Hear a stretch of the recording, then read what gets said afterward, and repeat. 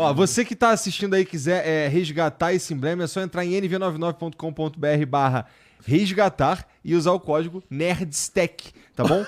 Você tem 24 horas pra fazer isso, depois de para de emitir. Se quiser mandar mensagem pra gente, o Jean vai escolher os superchats de vintão pra cima. Então aproveita e tem uma dúvida, alguma coisa que a gente não trocou ideia aqui, quiser mandar uma mensagem, é a tua chance de acessar esses caras aqui, meu irmão. Bora. Certo? Então é isso. Bom, e uma coisa que a gente tava falando, uma coisa que a gente, tocou no assunto antes aqui, e, pô, é um bom assunto pra gente falar ao vivo, né? Como vários outros. Cara, quando a gente fala em tecnologia hoje, tecnologia de ponta, quem tá mandando no mundo em tecnologia, porque eu tive a sensação, quando eu era menor, falava em tecnologia, bagulho sinistro, futuro, a gente tava falando de Japão, 90 e pouquinho e tudo mais. Sim. Hoje, quando a gente fala em tecnologia de ponta, onde que tá essa tecnologia de ponta? Ela tá nos Estados Unidos, tá na China, tá onde? Cara, tem uma discussão assim grande, que a gente estava até batendo papo e eu quero escutar ali o Sergião também falar, que hoje a gente tem dois grandes expoentes, não tem jeito. Continua sendo os Estados Unidos, né? Ponteira das coisas, ele consegue produzir lá tecnologia, não é à toa que a grande nova super mega blaster empresa gigante é a OpenAI, com ChatGPT, tudo. Então, ali continua criando várias tecnologias que são mais conhecidas globalmente e elas ganham mais capilaridade porque ela tem mais fácil de se adaptar. Mas é inegável que a China, até mesmo pelo ambiente bem controlado que a China tem ali, existe muita tecnologia desenvolvida, muita coisa que a gente não tem nem ideia que tá, cara, no mercado. Não, quando eles soltaram o DeepSeek, foi um susto pra todo mundo, Exato. né? Eles já deviam estar trabalhando naquilo há muito tempo, né? E eu Diz sempre eles, fazia né, programa, eu perguntava, cara, e a China? O pessoal, cara, a gente não sabe o que eles estão fazendo, mas alguma coisa estão. De repente cai aquela bomba, né? Aquela porrada. E daí tem muito disso. Como a China ela tem um controle total e absoluto de informação, de tecnologia, até mesmo de formato de teste, né? Eles têm mais permissividade que algumas coisas. Exemplo, a OpenAI, a partir do momento que ela é pública ali, não listada, né? Mas ela vem atuando no público, ela precisa respeitar várias regras, né? Todo mundo fica de olho, União Europeia e tal. A China não, a China é tipo assim. Eu, na época do desbloqueio do iPhone, sabe? Trancado no meu quarto, cara, ninguém me olhando. Posso fazer o que eu quiser, posso passar um pouquinho ali dos limites das barreiras, mas o negócio todo é que, daí amigos, né? Que a gente fala, os Estados Unidos ele tem uma tecnologia que é 50% exposta. Os outros 50% a gente não tem nem noção. A China é tipo 90% não exposta, Entendido. né? Que a gente consegue ver é 10%. Será que esse jogo que eles meio que escondem é tão grande assim ou não? O que a gente vai ver? Mas que os caras são avançados, né? Assim, impressionante. É só falar do caça deles de sexta geração, que é o único do mundo, né? Exato. Então, cadê o caça de sexta geração dos Estados Unidos? Ninguém sabe, nunca que apareceu.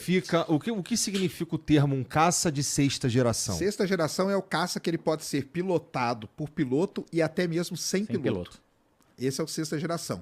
O mais desenvolvido que a gente tem de quinta geração é o F-22, que é o americano. E aí sempre ficou nessa. E o de sexta geração, quando que vem, quando que não vem e tal. Aí a China vem e solta aquele lá. Poucas semanas depois, a Boeing ganhou um contrato com o governo americano de 20 bilhões de dólares para produzir, vamos chamar de F-47, em homenagem ao Trump, que é o 47º presidente americano. Então, por quê? Aí você fala assim, pô, quer dizer que a China, cara, em tecnologia, a gente tá falando de tecnologia civil, mas tem a tecnologia bélica. Bélica, militar mesmo. Aonde que esses caras estão? Porque do nada aparece o F-22, sexta geração, cara. E não é que assim, apareceu um protótipo que não era funcional. Cara, o troço apareceu voando lá, o cara pegando. E falando assim, e é muito louco, né? Daí, de novo, quando a gente vai falar de tecnologia, pega a guerra que a gente tá passando até hoje na Ucrânia.